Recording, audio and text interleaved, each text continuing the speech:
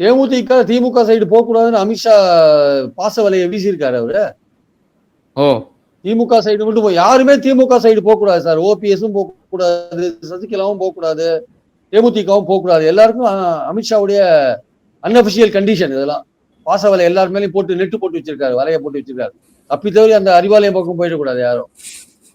நீங்க பெசாம வேணா இருங்க, எங்க கிட்ட வேணா வராது இருங்க, அங்க மட்டும் போயிடாதீங்க.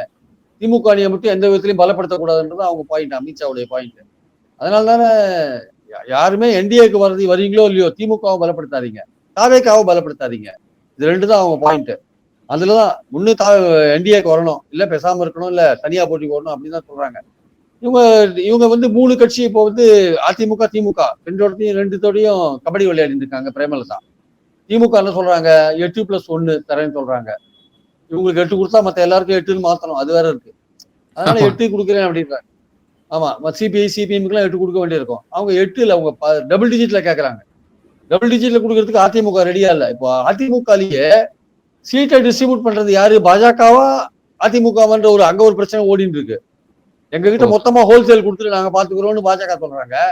இல்ல நாங்க தான் எல்லாருக்கும் ஈச் அண்ட் எவ்ரிபடி ஒதுக்குவோம்னு அதிமுக சொல்றாங்க. அதுலயே அவங்களுக்குள்ள இன்னும் ஒரு பேச்சுவார்த்தை முடியல ஆக்சுவலா. அங்கேயும் வந்து ஒரு மாதிரி இழுபறி நிலைமை தான் ஓடிட்டு இருக்கு.